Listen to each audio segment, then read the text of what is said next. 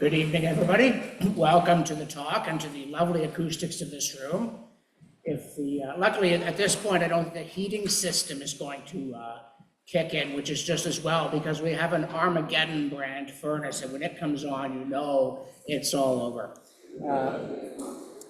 However, in the desire to get it all over according to the schedule, I am now going to present you my Tale of Two Revolutions. Especially if this works too. Okay.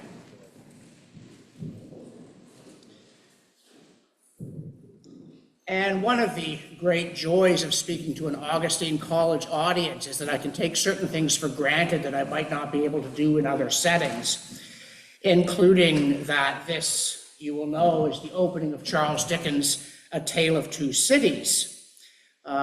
Or that Charles Dickens was a 19th century English novelist noted for his wit, biting social commentary, and creation of such characters as Ebenezer Scrooge. And a man who can think of the name Scrooge is a remarkably gifted writer.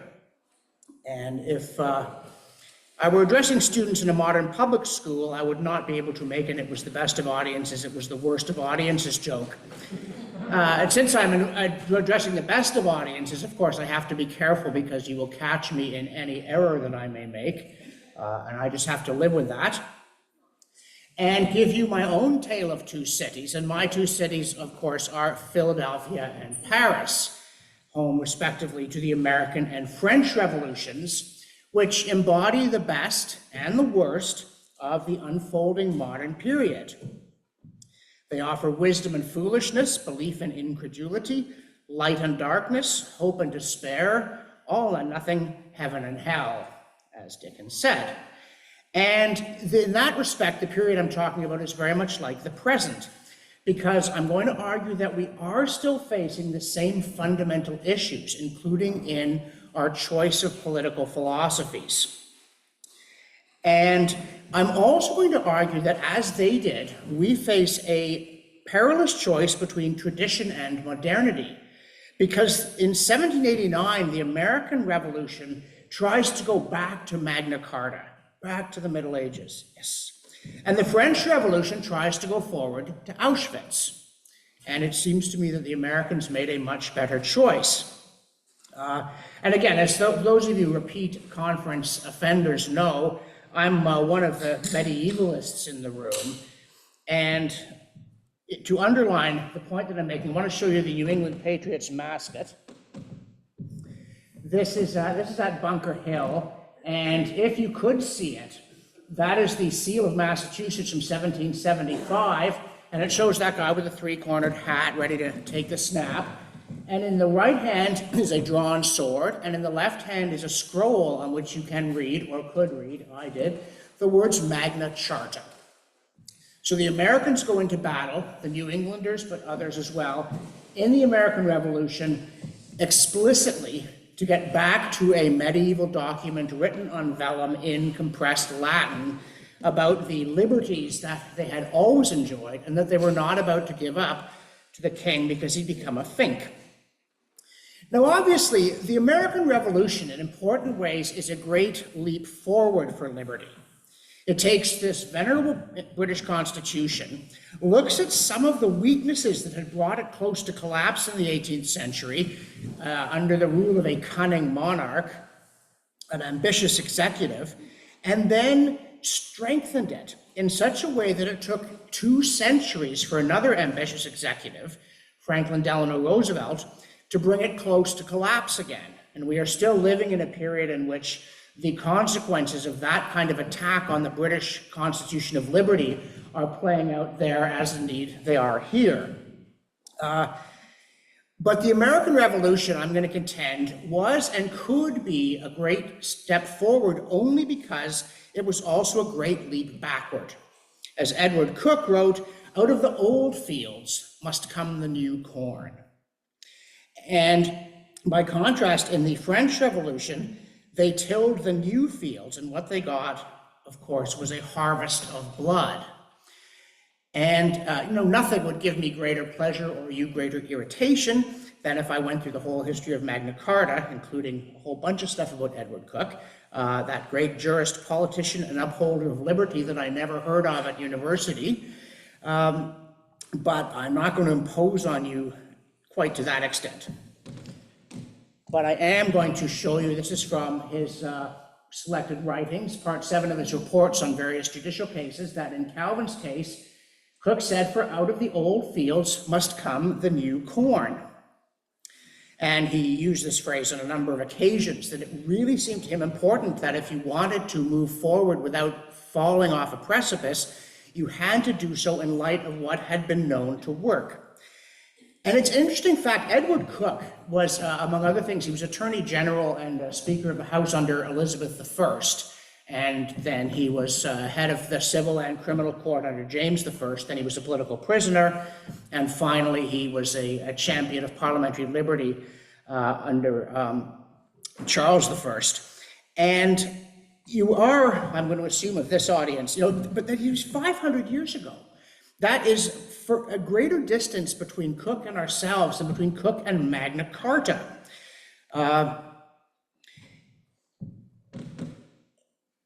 But here's a statement which I think most of you will be familiar with, and if not, take a shot of it with your cell phone. That the poorest man may in his cottage bid defiance to all the forces of the crown. It may be frail, its roof may shake, the wind may blow through it, the storm may enter, the rain may enter, but the King of England cannot enter. And this is British Prime Minister William Pitt the Elder, one of the great leaders of the United Kingdom, got them through the 7 Years' War, on the eve of the American Revolution, underlining that the critical principle of the British Constitution is that the executive possesses only those powers that are granted to it by legislators chosen by we the people.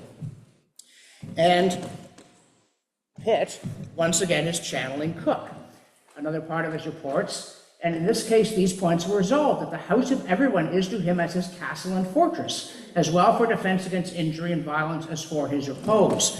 So a man's home is his castle. Well, now a person's home is their castle, because it comes from Edward Coke, looking at British jurisprudence in the Middle Ages and into the early modern period. And one of the things that you will notice is that you can't find anything like this in anyone else's tradition. And this is very important. And one of the things that irritates me beyond measure, and as John noted, Christian charity is not among my most pronounced qualities. I am easily irritated. But I'm very irritated by people who announce that they've gone beyond right and left. Because what lies beyond right and left is left. There are two fundamental philosophies. You have one or you have the other. And if you don't know which one you have, what you have is a philosophy you don't understand, which is not an improvement. And Thomas Sowell wrote this book, A Conflict of Visions, that very much influenced me when I was in graduate school.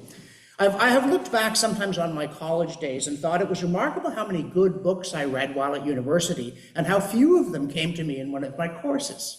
It's really quite strange. There were a couple, but most of it came from other sources.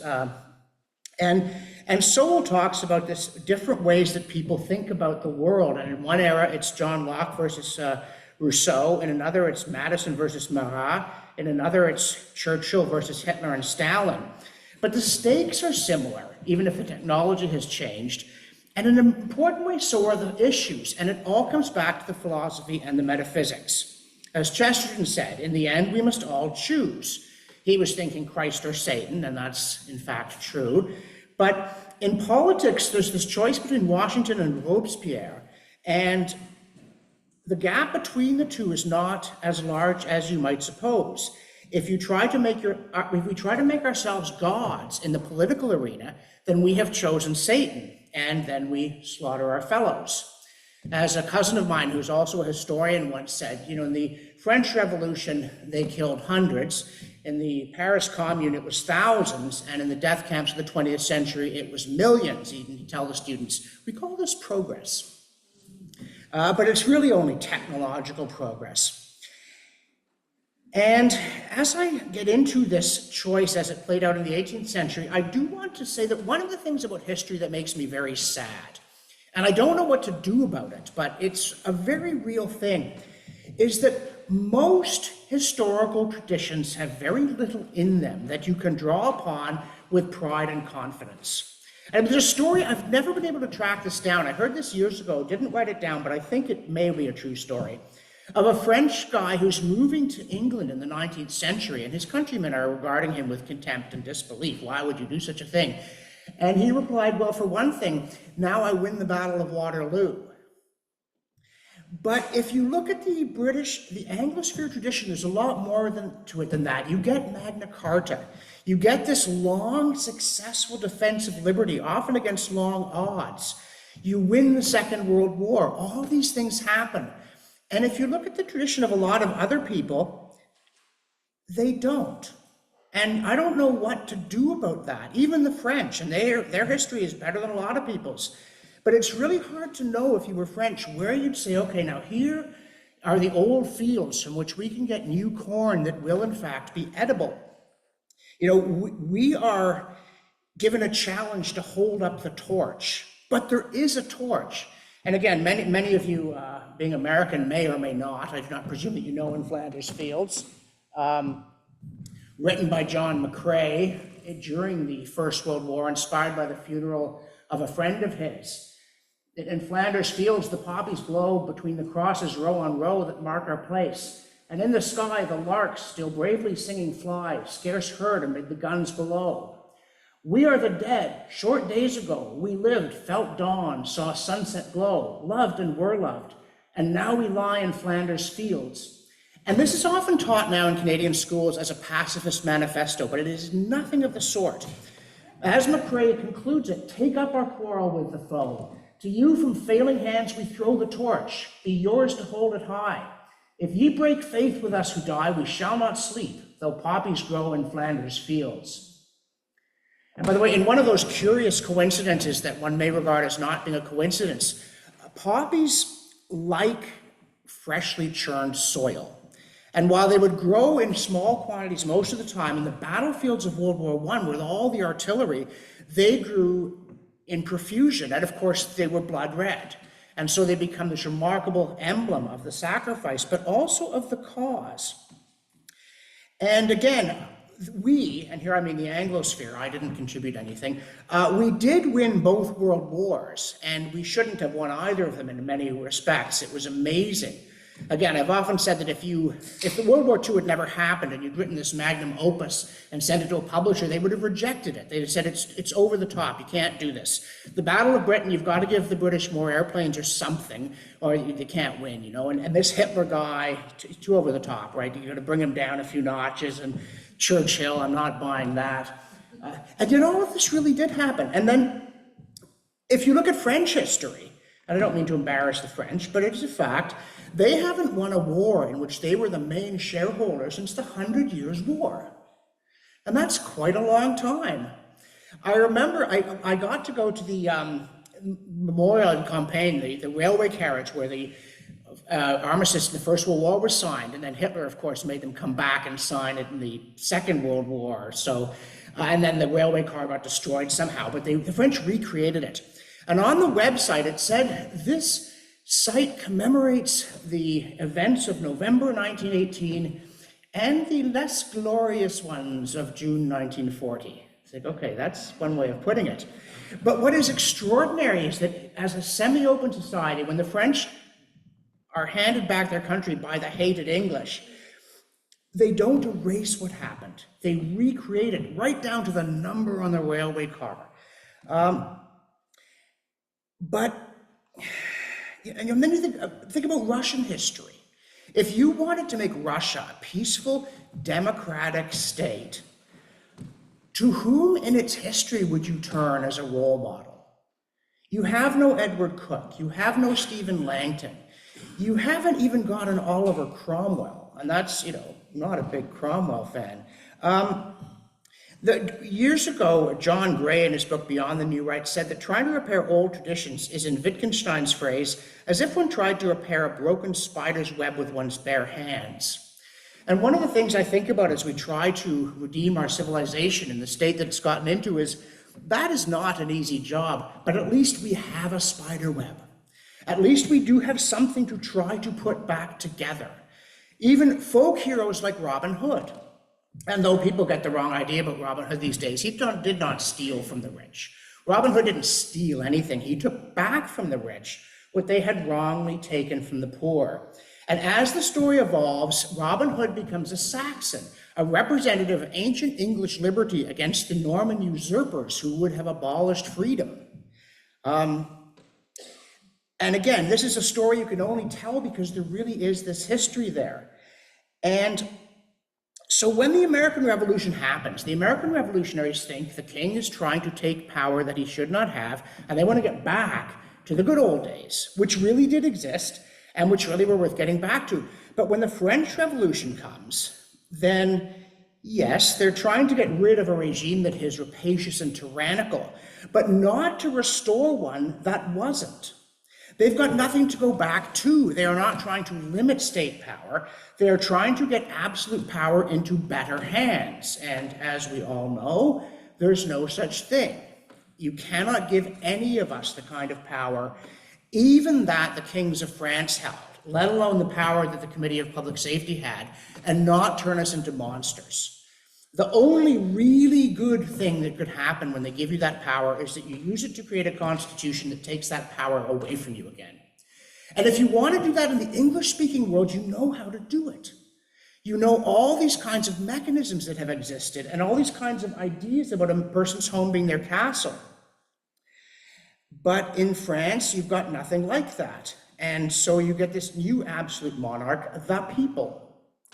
And the trouble with the people as an absolute monarch is that you might say, quietly, of Louis XIV, who is this man, that we should regard him as semi-divine.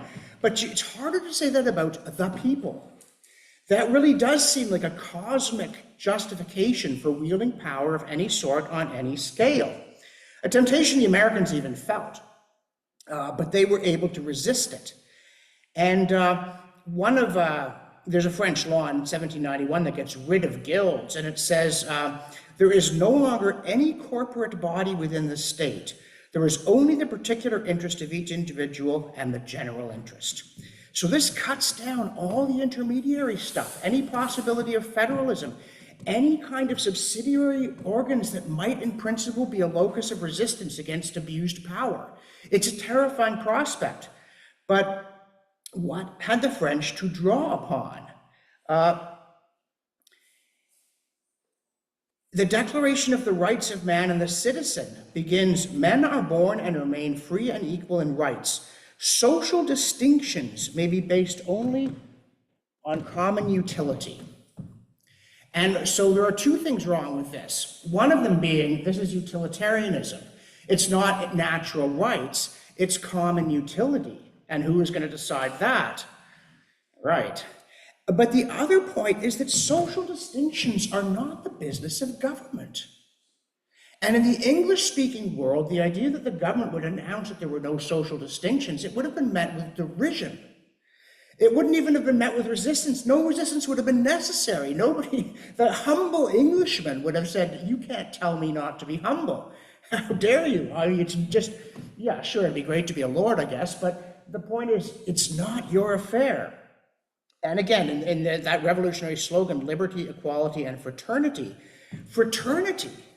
they're going to compel all men to be brothers. And if that's the case, if you can't be Jacob Marley with a toothache there alone, not wishing to be intruded upon and forced to embrace someone, you have absolutely no right to a personality.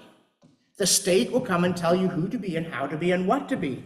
And again, this is a terrible thing. Danton once said, imitate nature, which watches over the preservation of the race, but has no regard for individuals.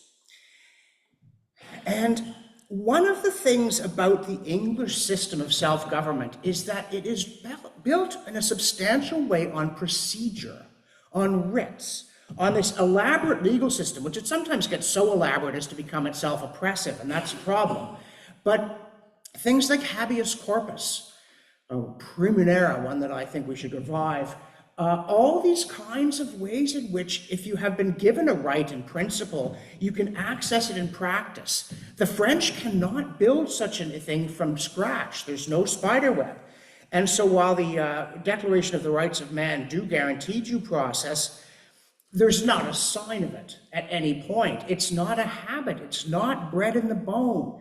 It's not a part of the way that the French expect one another to behave or really know how to behave. And as you may or may not know, when the French Revolution happens, their version of Parliament, the État Général, had not met since the very early 17th century. And when it did meet, it promptly exploded. They had three houses, not two. The nobles and the clerics were separate, and then there were the people. And the people promptly declared themselves, the National Assembly was the government of France. And so not only are there no upper houses or any of that, there's no executive. The king is gone. They're not going to elect a president. What they do is they create a committee from inside the legislature that has executive power. This is the Committee on Public Safety, and the last thing it does is make the public safe. But you can understand that it is very difficult for the French to figure out how this is meant to work. In England, they know we have a king, but the king is limited by the law. And this goes back even before Magna Carta. And if the king does not obey the law, someone cuts his head off and you get a new king. And everybody understands this. I mean, you don't want to go there. Everybody also thinks, when people's heads start getting cut off, you're never sure whose.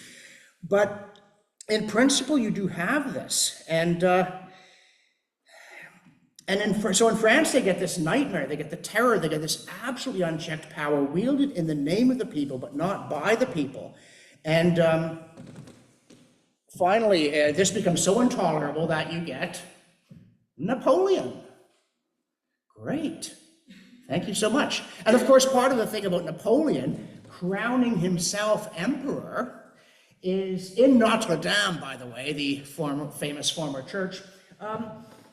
He's actually a huge improvement on the French Revolution, but he's not exactly a constitutional monarch. Now, is he? They have a coup on 18th Brumaire, and then they have a plebiscite on whether Napoleon should have all the power, which is the votes are counted by his brother, and you get a surprisingly lopsided result. I think about 3,000 people voted no and millions voted yes, or so he said. And by the way, speaking of Brumaire, which again, if you speak French, you know it means foggy.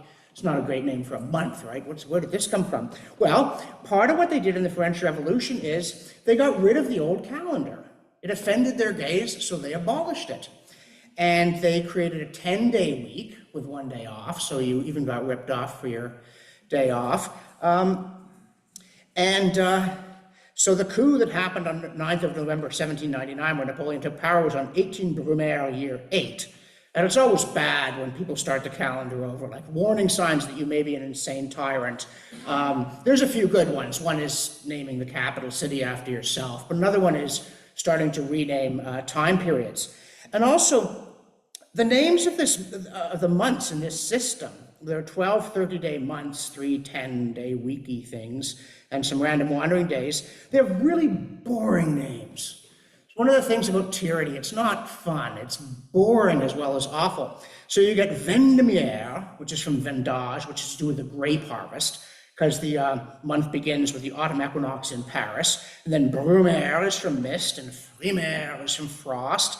And nivose is from the Latin for snow, and pluviose from rainy, ventos from windy, germinal from germination, fleurial from fleur, prairial from prairie, which is now, this is prairial, by the way, messidor from the Latin for harvest, thermidor from the Greek for heat, and fructidor from the Latin fructus.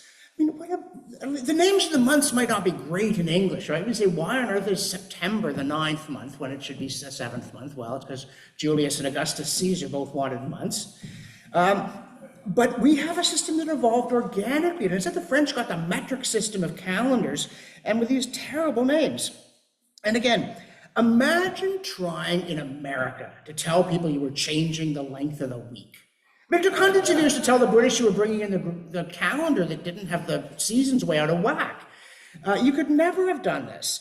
And it's not coincidental that instead of Napoleon What the Americans did when they created their Constitution was they picked their best general because they knew he was the last man in the country who would abuse power. Washington sets an extraordinary example of modesty. He will not be called Your Excellencies, as Mr. President will do. And then what John Adams, his successor, did try to get called Your Excellency and was roundly ridiculed and called, Your Adequacy or Your Rotundity. The British don't grovel very well. The Americans don't grovel even as well as the British. And of course, Washington refuses to run for a third term and sets a precedent that lasts until, yes, Franklin Roosevelt. Whereas Napoleon sets up 3 legislative bodies that have no impact whatsoever on his absolute rule. The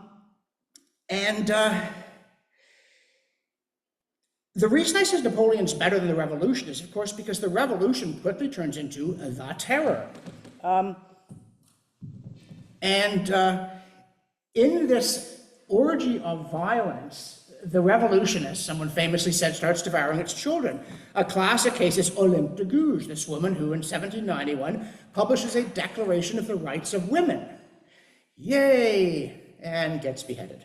And the leading member of the royal family, who renamed himself Philippe Égalité, Equality Philip, wholeheartedly embraced the revolution, gets beheaded. Maximilien Robespierre gets beheaded. Well, that was a good call. But you can see that something is happening here that is very unlike what happens in the English-speaking world. And there was one guy who produced evidences of the Mohammedan religion, saying all religions are false, there will be a universal republic and only one God, the people. And he got beheaded. But there's mass slaughter as well. They created something called the Republican Bath, where they're killing people in such numbers that they can't actually, it's too much work to chop their heads off. So they strip them naked, steal all their stuff, tie them together on barges and sink the barges. And again, obviously this is less efficient than what you would see in the 20th century, but the spirit is the same. They salvaged the hair, the teeth, the fat, and the skin. In the French Revolution, they actually took human skin and tanned it, and they had a factory that made it into useful items. So the Nazis didn't come up with that idea, but there's certainly this sort of evil kinship. Also, the new calendar, their new era lasted 12 years, which is also a curious coincidence. And so all of this, or turning Notre Dame into a temple of reason, having this feast of pikes with a plaster of Paris statue of nature. They create a cult of reason to get rid of Roman Catholicism. Then a year later, Robespierre turns into a cult of the supreme being. And one of the reasons Robespierre got the chop was that people were saying, oh, he's not content to overthrow God, he wants to be God. But all this stuff, the National Convention decreed the existence of a supreme being, the immortality of the soul, and this big kitschy ceremony with Robespierre in a fancy uniform and torches and all kinds of things like this. Carlyle is scathing on the subject, and rightly so. At one point, they start worshiping Marat's heart. All kinds of things happen. And again, you think about all the trouble in Britain with the Reformation, and it never really took, right? The Anglican Church ends up splitting the difference. But in France, they get rid of Catholicism one day and then bring it back the next day, turn Notre Dame into a temple of reason. You see, there's just not this social as well as political set of checks on what the state can do. Apparently, the Légion d'honneur to this day, if you happen to be inducted into the Légion d'honneur, you will have to combat any enterprise tending to reestablish the feudal regime, which, of course, among other things, kind of targets the Catholic Church because it was such a prop of the Ancien Regime. Whereas Magna Carta guarantees the freedom of the Church in England, and there is constant tension between the various people in the Church, like Thomas More, for instance, but Thomas of Becket, all these kinds of situations in which the king's power over the Church is limited in important ways. And Notre Dame is actually a very interesting test case here. I mean, wonderful, magnificent cathedral. And when Paris was liberated in World War II, Charles de Gaulle walks ahead of the generals, and they have a mass in Notre Dame, and people are sniping, but de Gaulle being de Gaulle, this is one of his better qualities. He said, never mind the bullets, I'm going. But of course, de Gaulle in some ways looks a bit reactionary. But after the revolution, the French don't reestablish the Catholic Church. They don't know what to do with it. The Paris Commune during the initial revolution took all the metal out of Notre Dame Cathedral, melted it down, and say the terror made it into a temple of reason in which complete unreason prevailed. And then there was a temple of the Supreme Being that nobody believed in. This extraordinary kind of sloshing from one extreme to another. And then, as you know, there was also this incident. Oh, there's the... in 2019, when they were restoring the church and pretty much burned it down, and I thought, well, that's modernity for you, isn't it? But there were all these news stories about it that caused me to enter in my copious, eccentric note system. There was also a church on fire. Because one of the curious things about the French reaction was that this was a terrible tragedy. The heart of the nation was burning, but we are a secular nation. And so they didn't quite know what to do with this building. Emmanuel Macron declared a state of emergency, said it would be rebuilt, even more beautiful than it was before.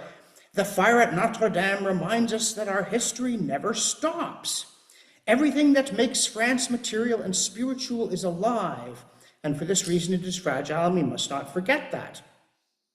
Well, okay, I guess a bit, sort of, but what is it exactly that makes France alive? What is it, the history that never stops? Is it where you keep turning this church into something else?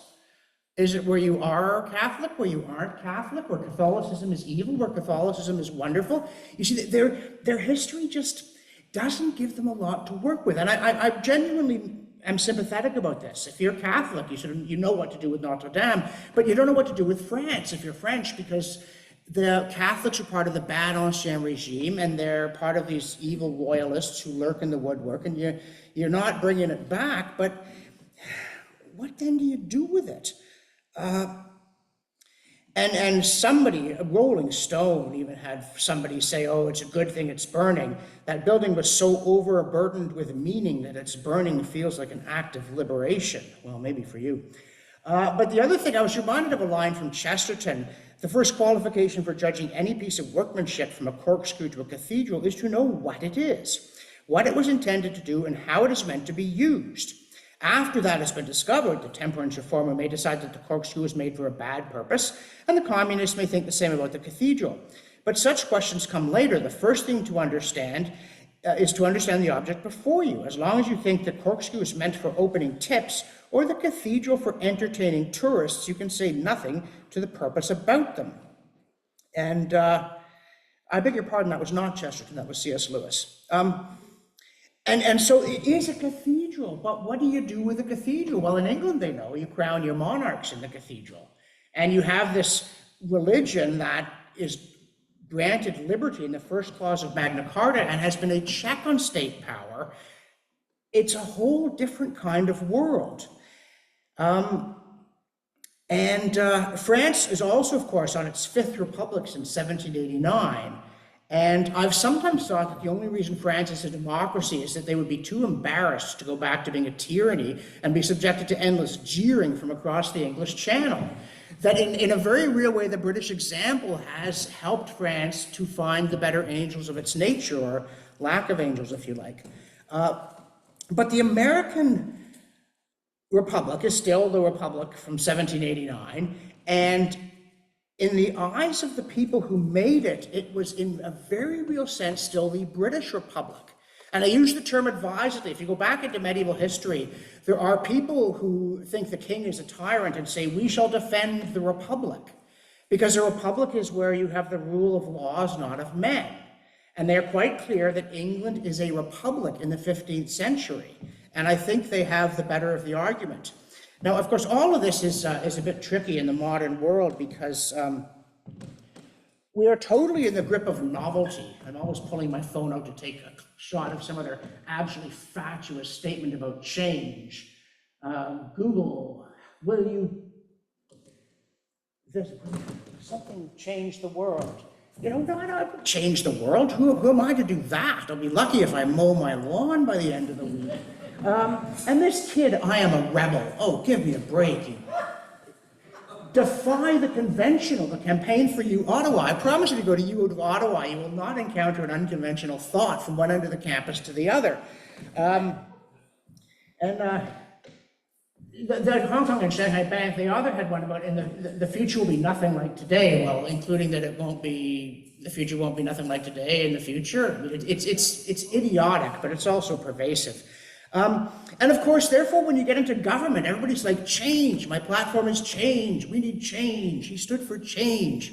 I'm like, no, we need to get back to the basics. We need to get back to the old fields. We need to get back to liberty and away from a government that can just arbitrarily tell you can't have trash anymore.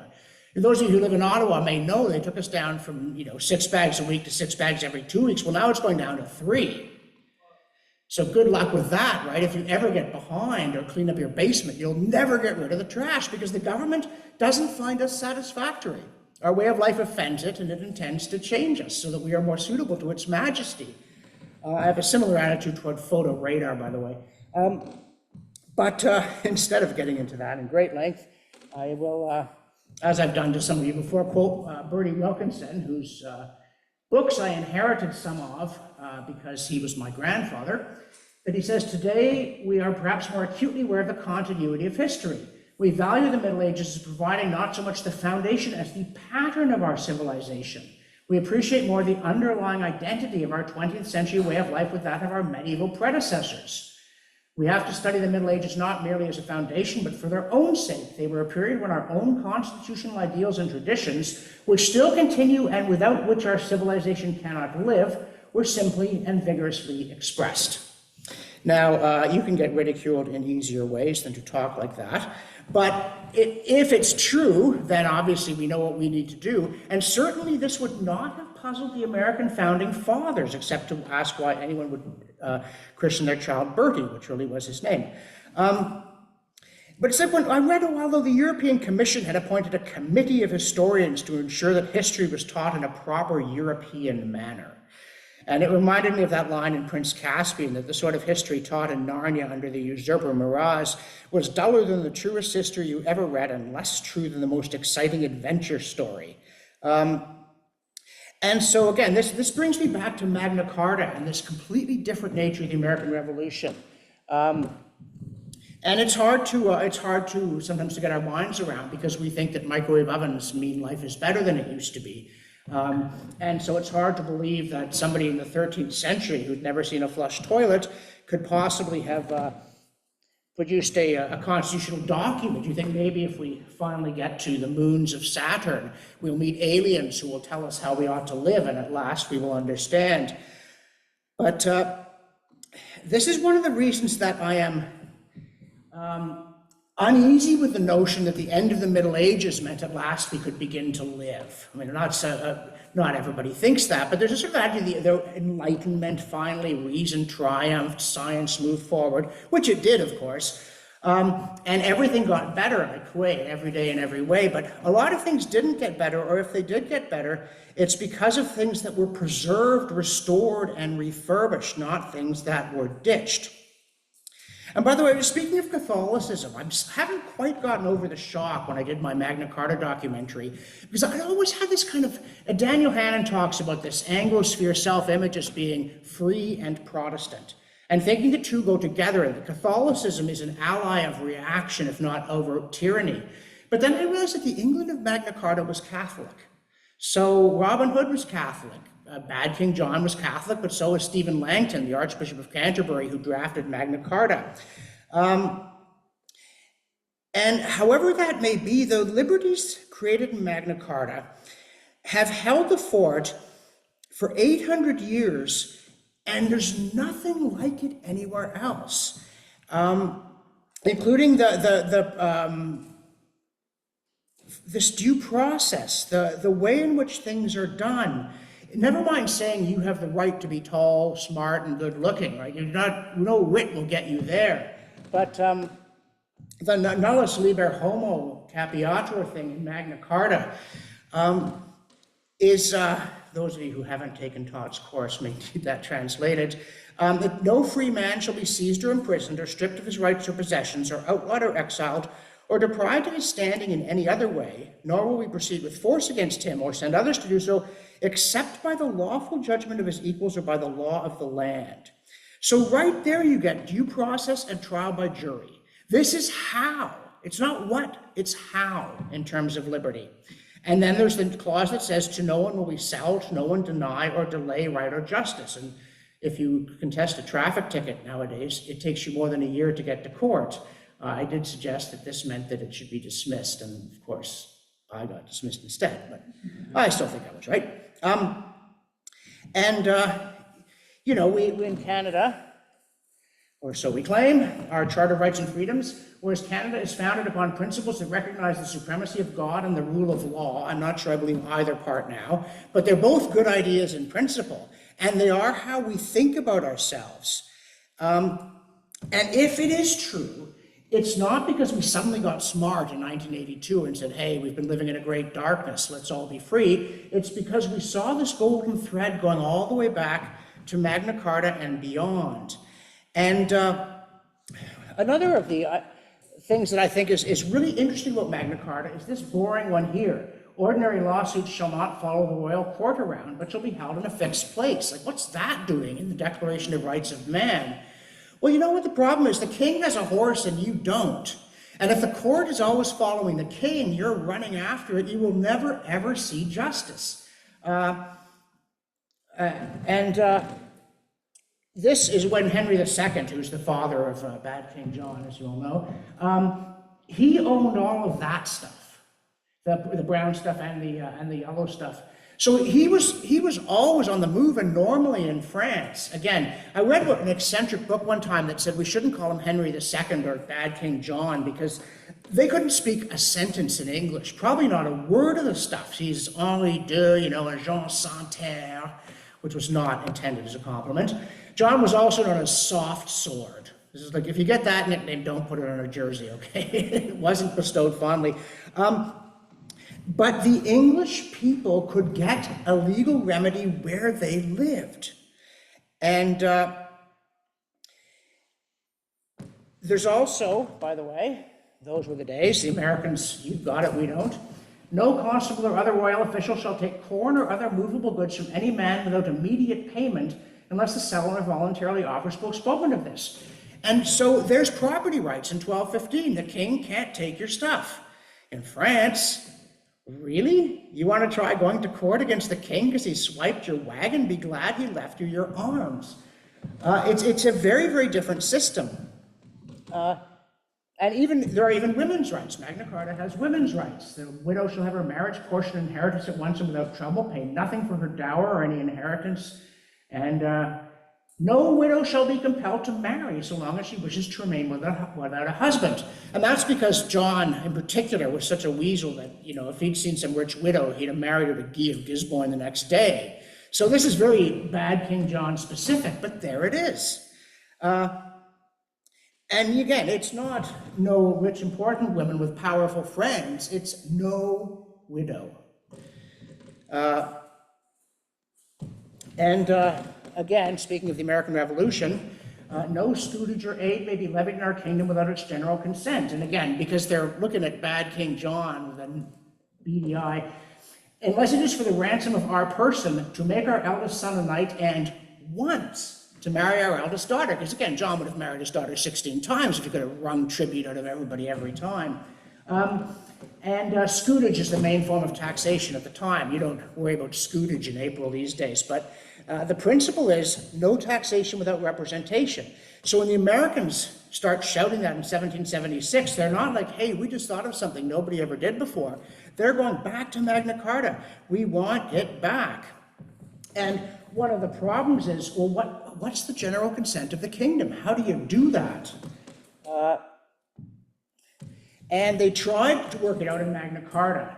And so we have to summon everybody by letter, and you've got to tell people, you've got to tell them where it is, you've got to say why it's happening, you've got to do that only if they agree, and so on. But that wasn't good enough, so instead they created Parliament in an ad hoc, classically British manner. The House of Commons sits separately from the Lords. We don't know when that started. We don't know where they met. All of this is just, they just did it because they felt like it. And if the king didn't like it, he would learn very quickly that this was not going to impress them very much. Especially with events in the Middle East. I should mention that the Magna Carta says some things about Jews that make you unhappy. But the reason it does is because the Jews, having been deprived of the legal right to hold almost any other business, went into the money lending trade and were tied to the king. And then everybody hated the Jews because the king was a fink. And then, so this was a way of keeping the king from getting all their money indirectly. Nevertheless, Magna Carta wasn't perfect, and it certainly needed to have its ambit expanded. But the core of it was right. And people have tried to deny that. Somebody said the text of the Great Charter granted by the king at Runnymede on June 15, 1215, fails to even mention the notion of universal rights. In reality, it is a document concerned with the rights of an elite. No, that's exactly wrong. It doesn't deal with abstract rights you can't access. It deals with procedural protections that cover everybody. And it very clearly does. When Henry III, who's John's son, reissues Magna Carta, as happened frequently, he grants this stuff to all archbishops, bishops, abbots, priors, earls, barons, and to all freemen of this our realm. And this goes on and on. And Edward Cook, there he is again, this all freemen of our realm, these words, omnibus libertus hominibus regni, do include all persons ecclesiastical and temporal and corporate, politic or natural. Nay, they extend also to villains, that is, to serfs, for they are accounted free against all men, saving against the Lord. So Magna Carta really does protect everybody right from the beginning. And again, I don't want to try your patience too much. I would love to tell you all about Alfred the Great, the guy with the cakes, right? This famous story about humility and kingship, which you'll have to look up because I don't want to go on forever here. But Alfred is a real person. He's a king in Wessex in the worst part of the Dark Ages, when these terrible barbarians with their bloodthirsty gods are destroying everything, which is interesting irony because 2 centuries earlier, Alfred's ancestors had been precisely that, but they'd been evangelized and started to write down law codes, and then here it comes again. But you have these 2 statues, one commemorating his birth and one his death, and in the one commemorating his birth, he's got a sword, but it's inverted into a cross, and on the other one, he's got the axe, but it's at rest, and in his hand, a scroll. And when the Americans staged the revolution and scraped together a 4-ship navy of converted merchantmen to take on the mighty British, they named their flagship the Alfred. So again, they are looking back at this. Now again, if you were the French, which king would you pick? I mean, I know in World War II they had a battleship called the Richelieu. But if I were to ask you to name champions of self-government and the rights of the average person, you'd write down a lot of names before you got to his. And I feel bad for him. I really, really do. And again, Daniel Hannan talks about the English people talking about the common law as the law of the land. And this is something that, again, is unique to the English-speaking world. And that is great for us, but it's sort of tough for everybody else, including the French. They don't have a common law, a law that held sway in England before there even was a parliament. I mean, you think laws come from legislatures, right? Everybody knows that, or from bureaucrats nowadays. But in fact, the common law is collected and codified by Henry II decades before Magna Carta, and it limits the king. And I like to baffle some of my students when I was teaching American history by quoting this constitutional expert, calling his, I am perhaps the only one in the universe in which political or civil liberty is the very end and scope of the Constitution. But I got that accent way wrong, because that's William Blackstone writing about England in 1765. And this is the kind of thing that the American revolutionaries would throw back in the faces of their oppressors, including George III, who didn't really understand English liberty and was a big problem. Of course, Blackstone was widely read in America. People were like, yes, that's exactly right. And during the American Revolution, in 1780, so the war is on, and it's hanging in the balance. The House of Commons passes this motion: the influence of the crown has increased, is increasing, and ought to be diminished. Right? Basically, that says the Americans are right. The king is a tyrant. We should lose the war. That's an extraordinary thing to have happen at any time. To have it happen in the middle of a war, to have the legislature chosen by the people tell the king he's a bum and no good, this is quite amazing. And, okay, I'm going to skip over the Petition of Rights, sorry. But I would like to, I just can't resist this. This is from John Aylmer. He's later Bishop of London, but he's in exile at the time, and he's telling the English why they should be loyal, even though he's currently in exile. Europeans pay till their bones rattle in their skin, and thou layest up for thy son and heir. They go from the market with a salad, and thou with good flesh fill thy wallet. And I mean no disrespect to whoever made the wonderful salad we just ate, but you get the idea. And one of the things, again, that is extraordinary about this is that there's a kind of parallelism. In the 14th century, the kings of England, like the kings of France, are busted. They are so broke. In 1286, Edward I has a balance of £2, 8 shillings and 1 penny. In 1289, £2, 13 shillings, 8.5 pence. They literally were known to pawn the crown jewels. That really did happen. It's not just a goon show joke. And in France, the kings are totally broke too, right? Being a feudal king is expensive. And so what happens is that in England, they have to work through Parliament and grant legislators control over taxation. In France, they get the power to tax without anybody saying boo. And if you read historical accounts of this, both processes sound very logical. You can make either of them sound like the inevitable playing out of forces. Historians love forces. But they go completely differently on the two sides of the channel with enormous implications down through the ages. By the 16th century, the president of the highest court in France ensures the reigning monarch, François Ier, we do not wish to dispute or minimize your power. That would be sacrilege. And we know very well that you're above the law.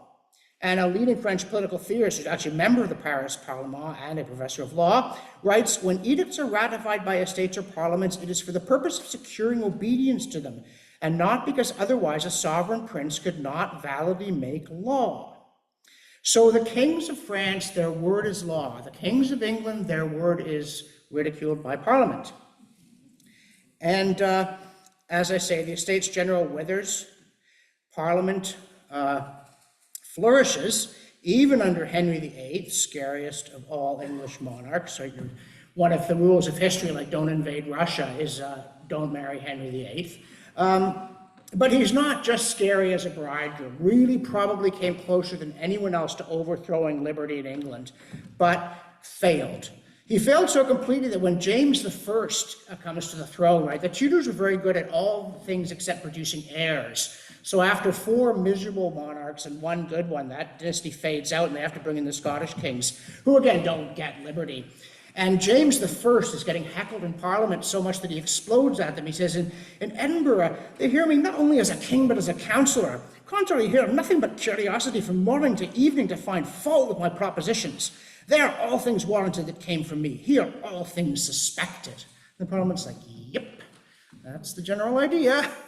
And by the way, at one point, Henry VII was so fed up with Parliament that he said he should from thence govern in the French fashion, meaning as an absolutist, but he wasn't dumb enough to try that stunt. And as again, you may know, in the English Civil War, Charles I invades Parliament with a band of thugs to try and get hold of the 5 leading opponents, and they've all been alerted and have scurried out the other door. And he drags the speaker, as his men drag the speaker out of the chair. He sits in it himself and says to the speaker, where are my 5 enemies? And this otherwise undistinguished speaker, William Lenthal, replies, may it please your majesty, I have neither eyes to see nor tongue to speak in this place, but as the house is pleased to direct me, whose servant I am here. And this is why to this day, when the throne speech is given to open a new parliament, the usher of the Black Rod comes down to the House of Commons, knocks on the door, has it slammed in their face, and then everybody troops off to the Senate. No representative of the Crown may enter the House of Commons premises, and that's been true since 1642 because of this incident, which is marvelous, and we don't teach our children. Now, Charles I was unimpressed. He got beheaded. But on the scaffold, he said, "For the people, I must tell you that their liberty and freedom consists in having of government those laws by which their life and their goods may be most of their own. It is not having share in government, sirs. That is nothing pertaining to them." Well, and I should say about Charles, who was a man miscast as king. I'm sort of sorry for him that way. The morning of his execution, it was chilly, and he said to his valet, "Please give me 2 shirts. I would not have anyone see me shiver and think I am trembling from fear." So that was a good exit line.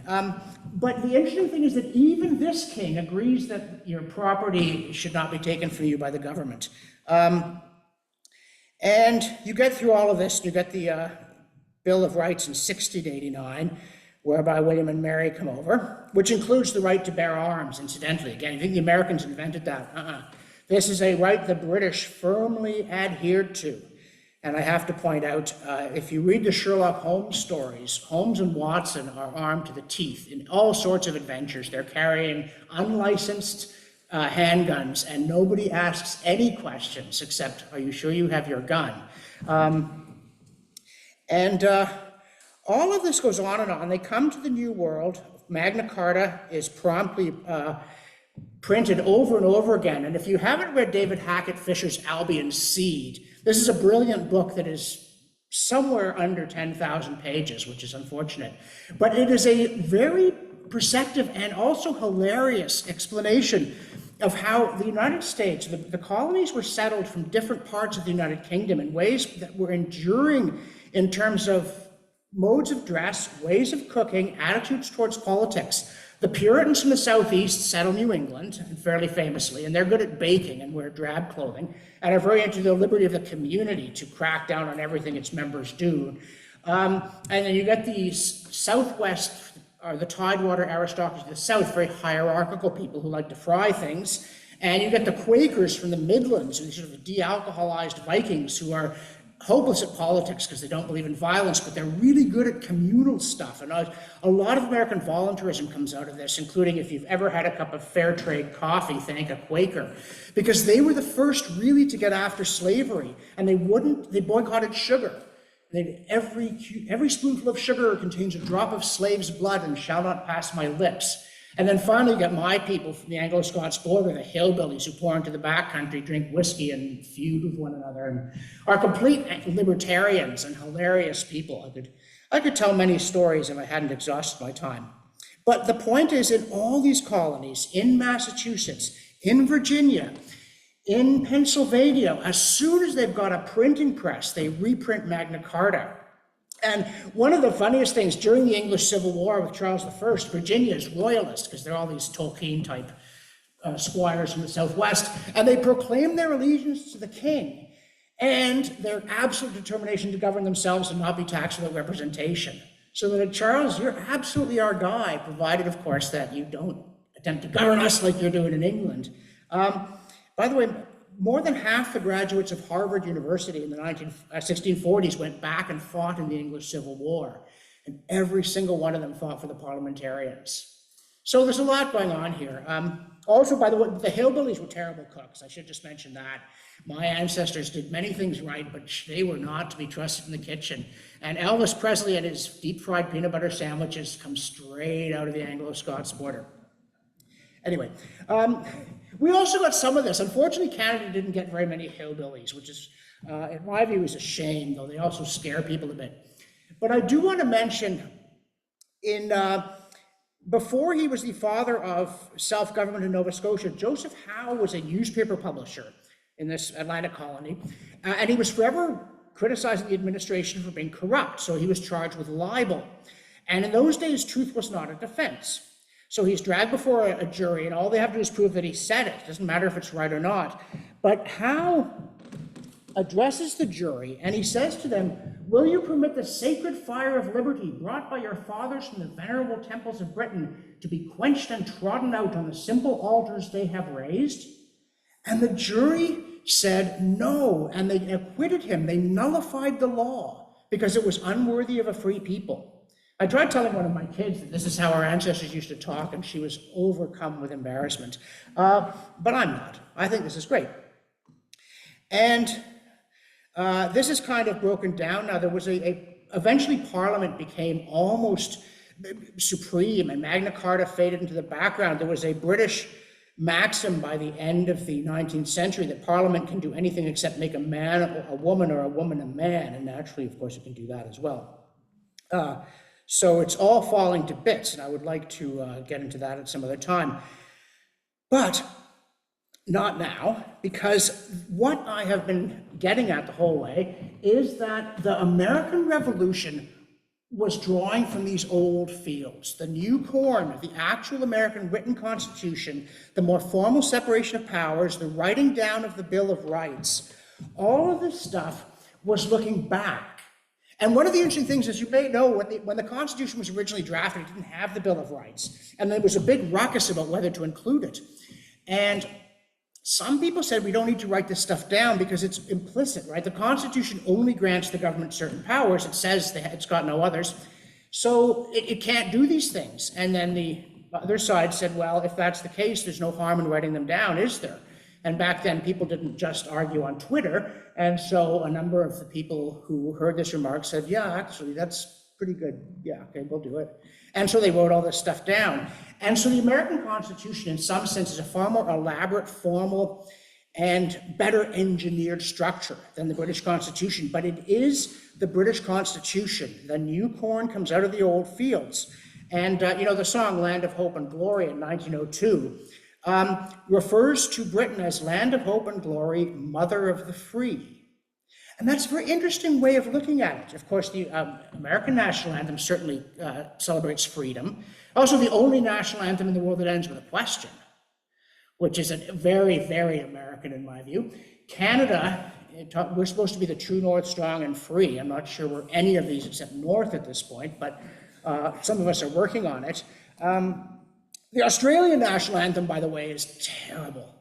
Like, there's a lot of places in this world that are terrible but have nice national anthems, right? Australia is a great place with an awful national anthem. It's Arise Australia Fair. If you ever hear it, you say to yourself, I don't care if the Star Spangled Banner is hard to sing. I don't care if Oh Canada sounds like a dirge. It could be so much worse. But the fundamental point here is that Britain was the mother of the free. That almost all the places in the world that you'd really like to live were settled by Britain.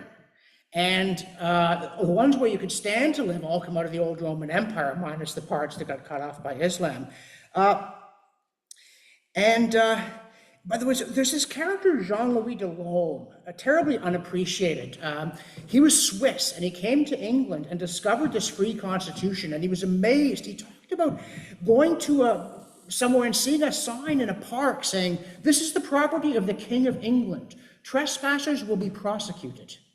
And he thought to himself, what kind of a country is it where if you trample on the king's property, he has to go to court, get a writ, get you in there, demonstrate that you really did it, you get a chance to defend yourself. And so he wrote this book, which was a worst seller. He said he might as well have burned his manuscript to boil his kettle. But it is a lovely book, a very, very acute. And at one point he says that the King of England, who can command armies and equip fleets and all this stuff, the one thing he cannot do is spend any money without Parliament. Even if he appoints someone to some fancy job, he can't pay the salary. He says, the royal prerogative, destitute as it is of the power of imposing taxes, is like a vast body which cannot of itself accomplish its motions, or if you please, it is like a ship completely equipped, but from which the Parliament can at pleasure draw off the water and leave it aground, and also set it afloat again by granting subsidies. So there again, this cry of no taxation without representation. The Americans are insisting on their ancient English liberties when they shout that. And they're right to do so, and those liberties had worked for hundreds of years, and they made them work again. They even made the British smarten up. The British government gets a lot better after the American Revolution. They get at the high noon of parliamentary government, and an administration will fall, and then a new one will form without an election. All kinds of things happen with and the government in Britain in the 19th century takes under 10% of GDP. The British created the Industrial Revolution, the Pax Britannica, the Crystal Palace, all the stuff that they did without even compulsory schooling. This is an amazing land of freedom, and free people do things in cooperation with one another that have the world astonished and often baffled. And then, of course, after the World War II in particular, the British get big government, and what happens? The empire falls apart, the national mood sours, the economy collapses, and they become a second-rate power. All of this because they forgot what John Quincy Adams told his Congress, that liberty is power. And Winston Churchill, who would say, "I am a servant of the House of Commons," talked about the fact that in all eras, when there was a threat to liberty, an appeal was made to Magna Carta, and never until now without success. And that is the difference between the French and the American Revolution. The French Revolution takes a bunch of abstract ideas, renounces the past, and seeks to build a new and different world. And the result is a bloodthirsty disaster that falls apart. Then you get an emperor who almost conquers the world, but that fails too, leaving France a second-rate power. And then I think it was Hegel who said of Napoleon III that history repeats itself. The first time is tragedy, the second is farce. And French politics is well, we all know what French politics is. It's a bad joke. I may have told the European heaven, European hell joke before, have I? Okay, so in the European heaven, the English are the policemen, and the Germans are the engineers, the French are the chefs, the Italians are the lovers, and the Swiss are the politicians. But in the European hell, the Germans are the policemen, the Italians are the engineers, the British are the chefs, and the French are the politicians, and the Swiss are the lovers. So there's something politically incorrect for you. But the French Revolution looks forward. It's the dark side of modernity. The American Revolution looks back with even more clarity. It is the positive side of modernity. And this line, there's liberty's power. C.S. Lewis talking about transvaluing all values versus trying to live up to your ideals. It is the difference between a man who says to us, "You like your vegetables moderately fresh, why not grow your own and have them perfectly fresh?" and a man who says, "Throw away that loaf and try eating bricks and centipedes instead." The American Revolution served fresh vegetables. The French Revolution served bricks and centipedes, and Thomas Sowell could tell you why. You get these marvelous, expansive collective rights with no due process. Those are bricks and centipedes, and yet that's what we keep getting served. More and more, people sweep aside the old ways of doing things as unworthy. Like Franklin Roosevelt called the American Constitution a horse and buggy constitution for the automobile era, as though it were wrong to ride a man down on a horse, but fine to run him over with your car. It's a ridiculous metaphor. But you get all of this change, transformation. We'll do it differently. And this is just not how things work. It is not how things ever worked. But there's another of Carlyle's lines. Carlyle's French Revolution, this is a true story, by the way. He lent the manuscript to John Stuart Mill to read it, and somehow Mill's maid thought it was trash and burned it. And so Mill had to go to Carlyle and say, "You know that thing you labored on for years, there's hundreds of pages of brilliant prose? Well, my maid burned the only copy." And Carlyle said, "Oh, okay, I'll rewrite it." And he did. He has this one passage about the madness of it. The French Revolution means open, violent rebellion and victory of disimprisoned anarchy against corrupt, worn-out authority. How anarchy breaks prison, bursts up from the infinite deep, and rages uncontrollable, immeasurable, enveloping a world in phases after phases of fever frenzy, till the frenzy burning itself out, and what elements of a new order it held, developing themselves, the uncontrollable begot, if not re-imprisoned, yet harnessed, and its mad forces made to work toward their object as sane, regulated ones. On a sudden, the earth yawns asunder. Amid Tartarian smoke and glare of fierce brightness rises Sansculottism, many-headed, fire-breathing. It asks, What think ye of me? Well, okay, there's that. And then there's the American Constitutional Convention. And at the end of it, someone asks Benjamin Franklin, what kind of government you have given us? And Franklin says, a republic, madam, if you can keep it. And there, I think, is between that, what think ye of me, and a republic, if you can keep it. This is the whole difference. Although I cannot leave without quoting one more thing from Carlyle, that one unspeakable blessing seems attainable, that man in his life rests no more on hollowness and a lie, but on solidity and some kind of truth. Welcome the beggarliest truth, so it be one, in exchange for the royalist sham. Truth of any kind breeds new and better truth, but as for falsehood, it in like contrary manner grows ever falser. So there it is again. That's the fundamental issue. The French Revolution is falsehood, and it grows ever falser as it goes from the 18th century to the 19th, to the 20th, to the 21st. That impulse gets worse and worse forever. We, on the other hand, shall know the truth, and the truth shall make us free. And that's the spirit of the American Revolution, and that is the critical difference.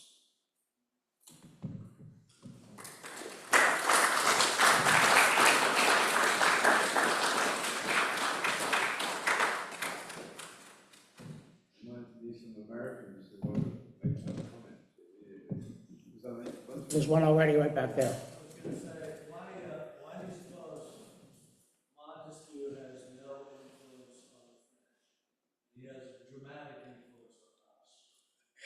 Well, because he sowed corn in two fields, and one was barren and one was not, right?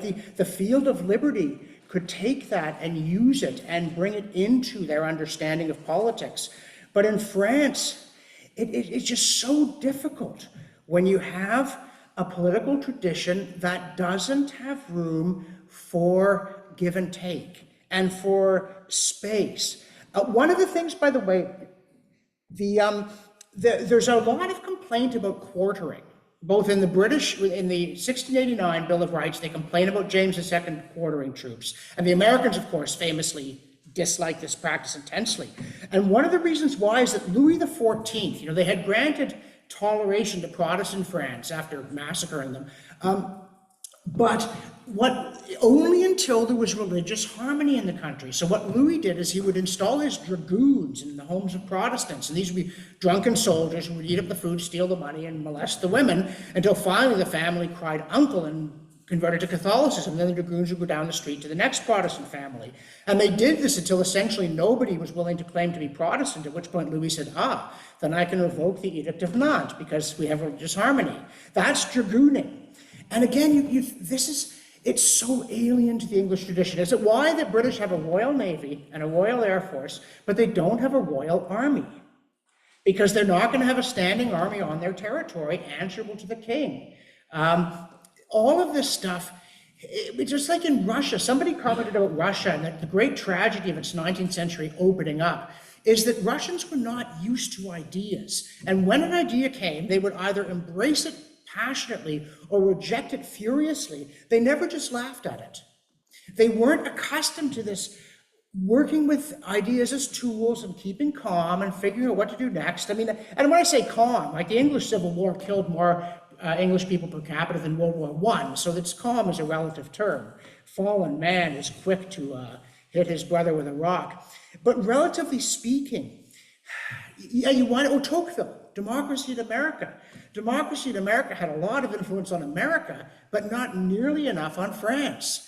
And they needed it so badly. Again, when I think about even things like these new trash regulations, I think of Tocqueville and how the state will cover the surface of society in a minute network of regulations that do not so much cause things to happen as prevent them and stifle character until the populace becomes inert.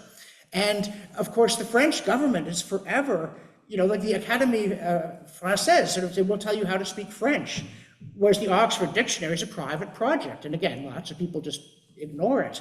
And I feel bad for the French because there's a lot to love in France. When I was in France filming the World War I documentary, I was prepared to look down upon the French. And instead, I loved it. I had a great time. Everybody was super nice. The place was clean. I remember commenting, your country's, it's so clean. And the guy's like, oh, mon Dieu, it's terrible. It's awful. Look at that. It's a mess. It's like, oh, yeah, I could show you a thing or two. So, I'm very fond of the French, and I wish them happiness in their political culture in other ways, but even they are fighting this uphill battle. And again, I think the fact that they're across the channel from the English and getting that either pay till your bones rattle stuff helps them to do it better than they otherwise would have. But again, if you wanted a hero of liberty in China, you know what you do? You'd get the Statue of Liberty. That's what you do. It's all you can do. And it's so hard. I've mentioned one of the principles of English constitutional law is that the crown can do no wrong. And if you tell that to people in 98% of the world, they're like, yeah, the government can do anything it wants. But what it means in England is that if the king gives an unlawful order, it has no legal existence. And if you do it, you are 100% on the hook. And because of that, you never have to cut the king's head off again. That was too controversial. But anybody who does something wrong in the name of the king is just dragged into court, and I was just following orders is not an excuse. And it's hard to understand how this percolates up from the bottom. It's connected with people's expectations in everyday life. In England, if someone tramples your rights, you expect people to rally to you, and by and large, they do. In France, you know you're on your own. There's a scene after John seals Magna Carta. Of course, he then, being the fink that he was, goes to the Pope and says, hey, how would you like to have England as a, papal fief? All you got to do is annul Magna Carta. So the Pope says, great, fine, I'll take it, and excommunicates the barons. And Stephen Langton, this heroic Archbishop of Canterbury, refuses to read out the excommunication and gets deported. And then the war starts again. And John is besieging Rochester Castle, which is the key to the southeast. And a bunch of people show up from just nowhere, essentially, to defend the castle. And it's one of these great medieval sieges where they're tunneling under the castle and shoring it up, and then they're going to burn the timbers and have the thing fall down. It's why there are moats. It's not so you can have crocodiles in them. It's to catch the tunnelers. And John writes to his justiciar and says, send me 40 pigs of the kind least good for eating, because they need to render the lard. And they do this, and half the castle collapses, and the defenders hold out on the other half. And John said, I'm going to build a scaffold and hang them all, and I'm going to build a monument to the pigs. And then someone says, Your Majesty, hanging people who lose a battle could set a precedent you would one day very much regret. And so he doesn't actually do it.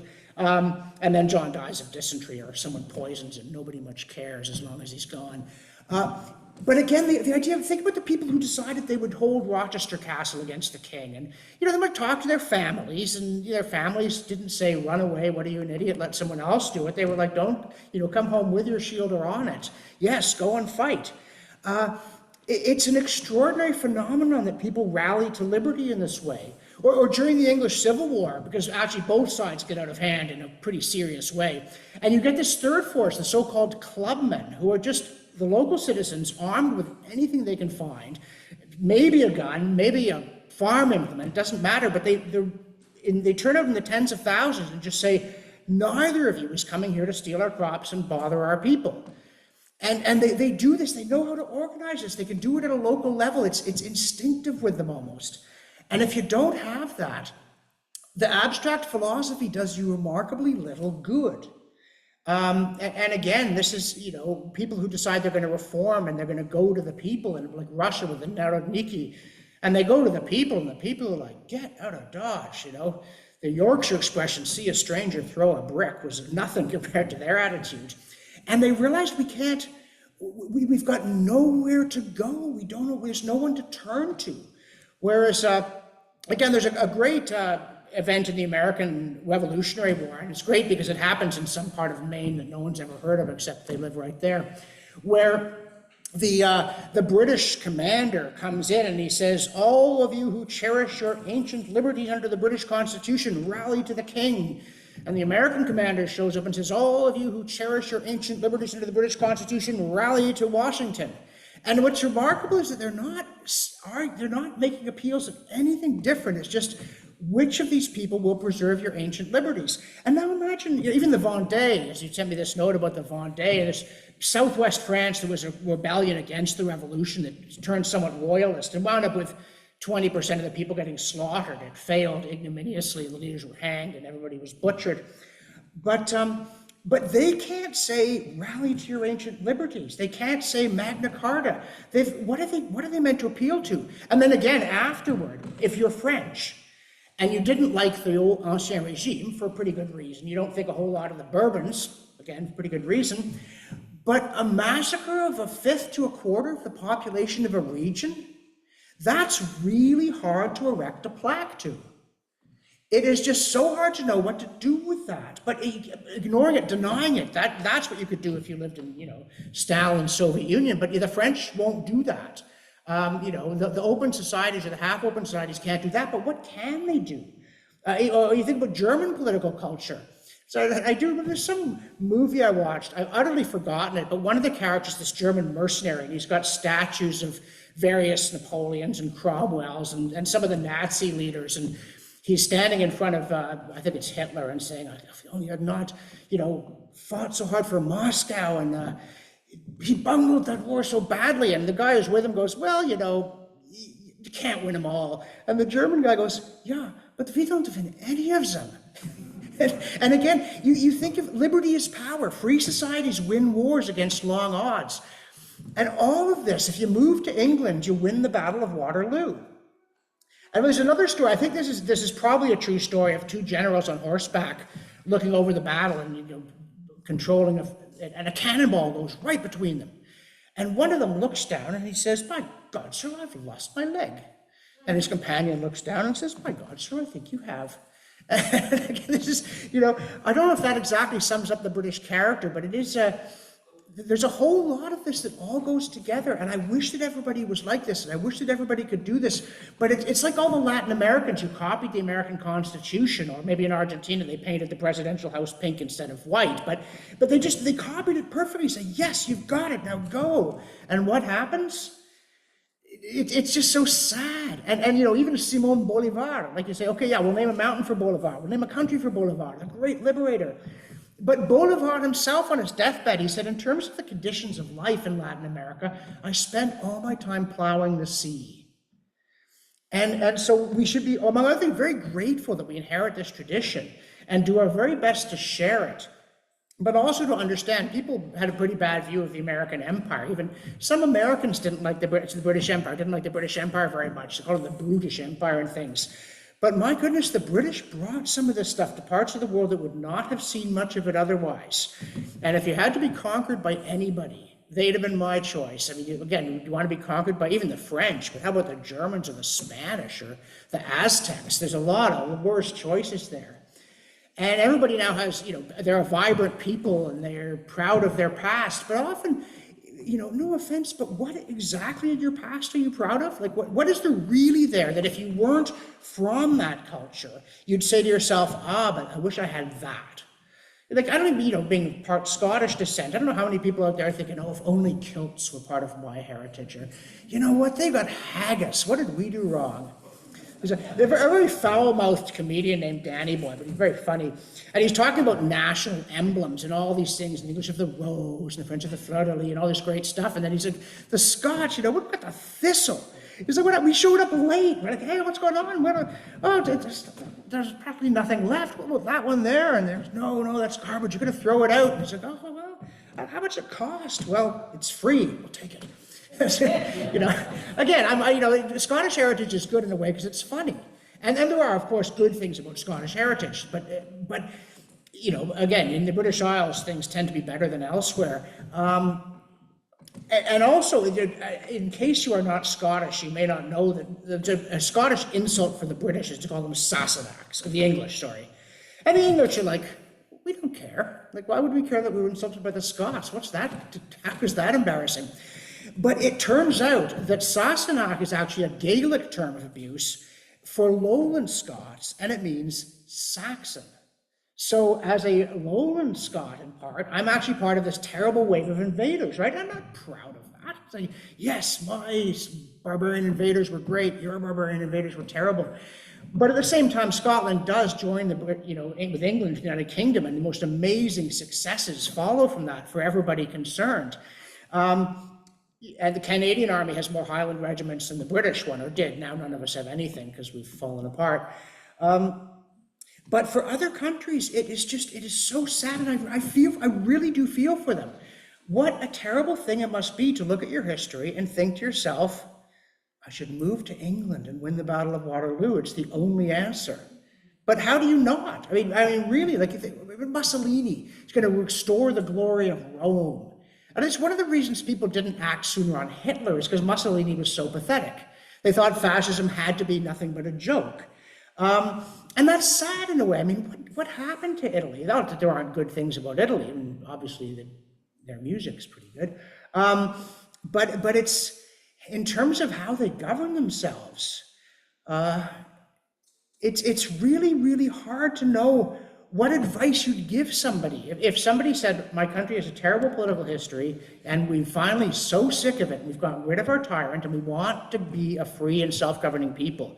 And you say, well, I have a bunch of books you should read, but it's not going to help very much. I know you should adopt the American Constitution pretty much verbatim, but it's not going to help very much.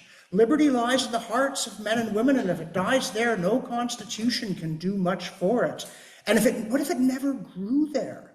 What if it is genuinely a novelty? What if this has never happened to you before? You don't know how to do it.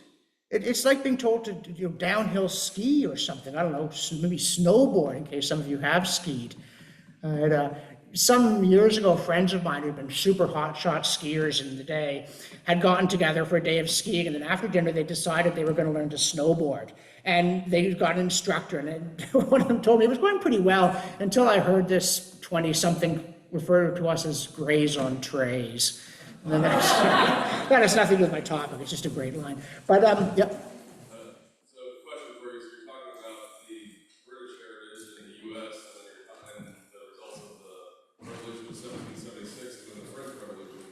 What changed after the Louisiana Purchase?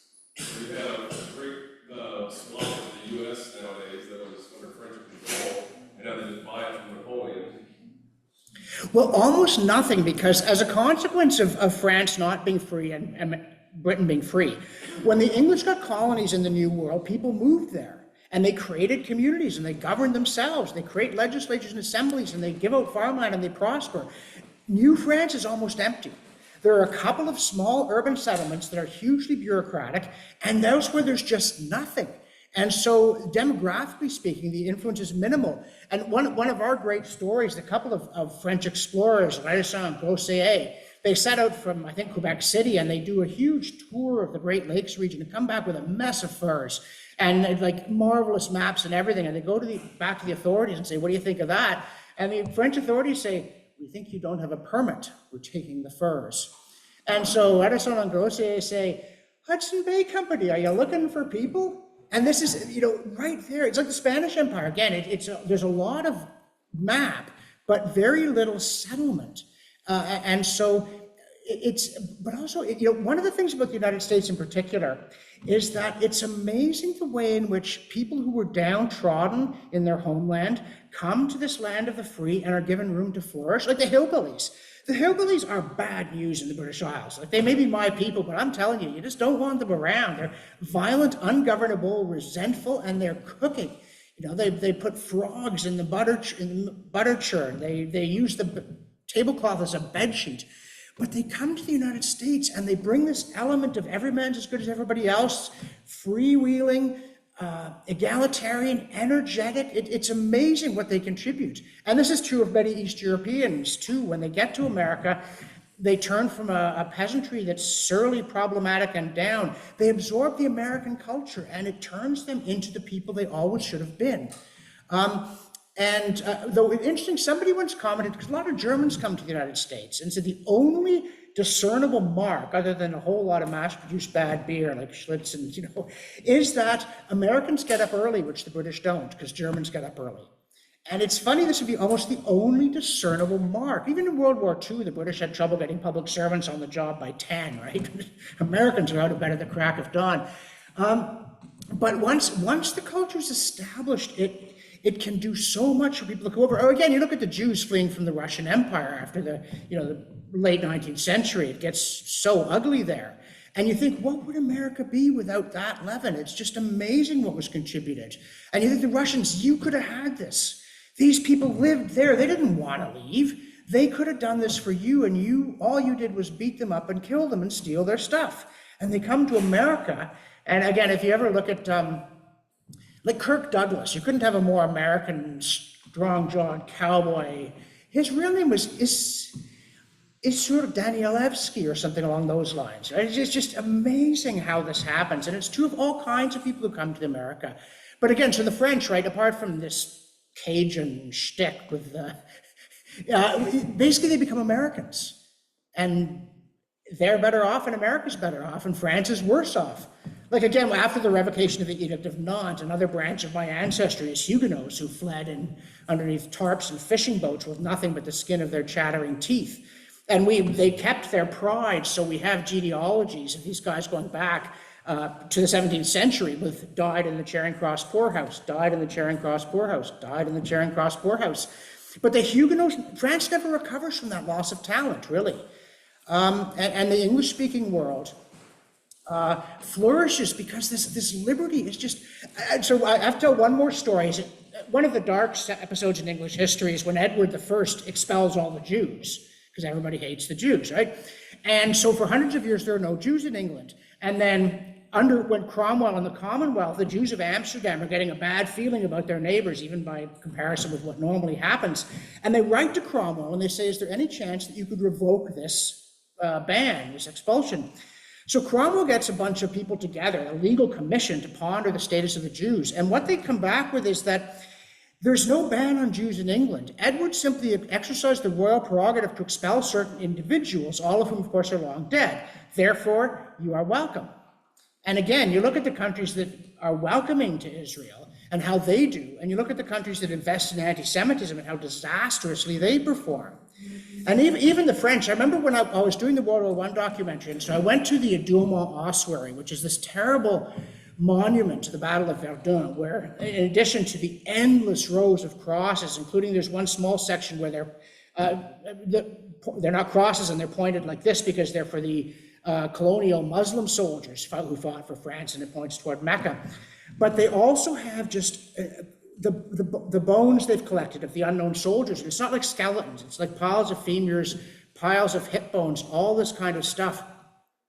But there's also this monument to the Israelite soldiers who gave their lives for France. And to me, this is just a decade after the Dreyfus affair. It's a remarkable thing that they could do that. But the French have always struggled with anti-Semitism, and not like in places like Russia or Germany, but it's still, the open societies are open in so many ways. And it flows through into, you get to hate everybody, but you don't get to oppress them. And so everybody in America hates everybody else, but in a genial kind of way. But it comes out of the British tradition. The Britain is an open society in so many ways, going back so far. Even down to the English language, right? The English language is a kind of pidgin. It's difficult to speak it perfectly, but it's easy to speak it. It doesn't have a million rules that trip you up because England is it's an open society and always has been. It borrows words. It isn't trying to keep out foreign phrases. The last thing it's trying to do. If you can master a few words, in some foreign terminology, you seem wiser, more sophisticated, and worldly. The open society is a miracle. I mean that quite literally. As the Magna Carta is a miracle, liberty is a miracle, and man is made in the image of God. We're meant to be free. But it's easy to say, easy to call, hard to run, as Kenny Stabler used to say. I thought it was a very long-winded answer, sorry.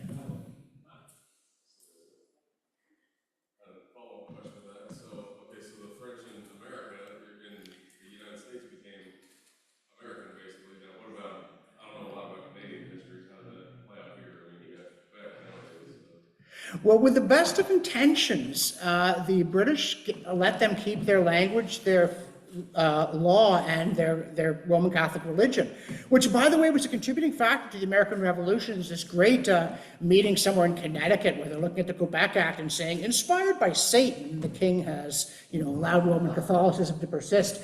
But Quebec was always kept different, and it has not, on the whole, I think, helped us a whole lot. To this day, the people, they're talking about separating, and everybody else is just like, oh, not that again. Okay, go. You hate us that much? Just leave. It's done some good things for us, but they kept an almost feudal land system, and they kept this. And it's weird too, because until the 1960s, Quebec was more Catholic than the Pope, right? They were this very ultramontane, and then suddenly they decided this would be this terrible, great darkness, and from now on, everybody had to be secular. So a bit like the French, instead of saying, it's wrong to have everybody forced to think the same thing, we should have a bunch of different ideas. Instead, they're like, okay, now everybody has to think this about our past. And Quebec is not an open society. You go there and they know you ain't from around here and they don't care for it. Nobody knows, not even them. One version is I was born under the fleur-de-lis, but grew up under the rose. But even they don't know if that was good or bad. And I remember Jean Chrétien, who was our prime minister for some reason for quite a while in the 90s, he would frequently say, I wish I'd been there to wake up Montcalm so we would have won at the Plains of Abraham. I said, who's we, right? You're the elected prime minister of a democratic country wishing the absolutist king of France had won the war? How could you possibly talk like that?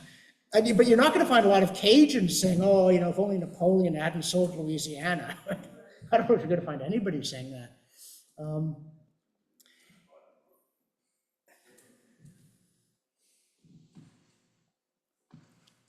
an observation, you jogged my thought when you mentioned Tom Sowell's conflict of vision. It seems like another contrast between the two revolutions is their view of the character of humankind. And in our country, we, from the very first, took account of original sin. And in the French Revolution, it was more of a utopian, progressive view of the perfectibility of mankind. And consequences we know very well. Yeah, no, that's exactly right. I mean, it's a package, right? People think you can have a bit of this ideology and a bit of that one, but you can't. They tie together. You think man is perfectible, you disdain the past. All these things form a sinister bundle. And, original sin is kind of depressing, right? But at the same time, if it's there, you better face it. And again, it's like I'd say, does that Star-Spangled Banner still wave, right? The American national anthem is forever aware that the liberty is fragile, that humans are fallible. Have we kept the republic? And every generation has to answer that question. The French Revolution, the moment, and I think it is isn't it Montaigne who talks about super celestial motives and subterranean conduct? That the warning was there all along. If you give up this notion of human fallibility, you are going to perpetrate horrors beyond imagining. I mean, the lamp's made of human skin. If someone invented that, you'd say that's too much. The French Revolution wasn't that bad, but they really did make them. It really was that bad.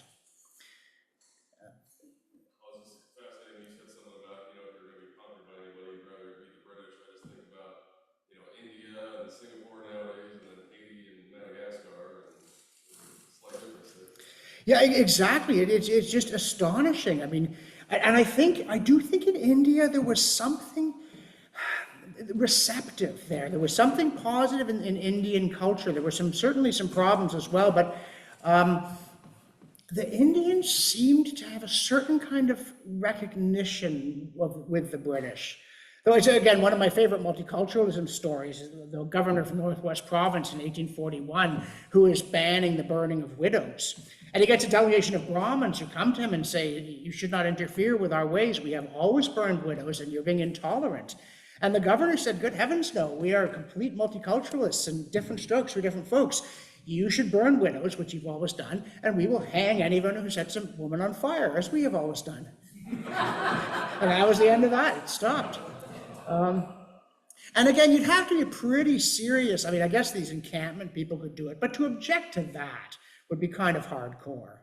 It's really all about cricket. Inexplicable You game. get the best English education at high school level in India now. That's how much I like it. They keep the old curriculum is better than we do. And you come out of it understanding, because cricket scores have one number too many in them. Every time I look at cricket scores, it's like, there's 6 out for 3 overs for something else. You're like, what? I'm sure. It is the religion of India now, not Hinduism. If you ever go there and you know about cricket, you go into any tea shop, and there will be a cricket match on the television. And I'm not saying no, you say cricket. You might as well be home. It's a very interesting phenomenon. We were talking earlier about Edward, I think, said that McIntyre even referred to C.L.R. James, who the black commentator and writer on cricket, in his works. I mean, when you play a game for 5 days with someone, you sort of get to know them. Yeah, that's a 5-day game. Yeah, you're not easily bored these days. Well, we should let I think so. Thank you all very much. I guess there's dessert and conversation.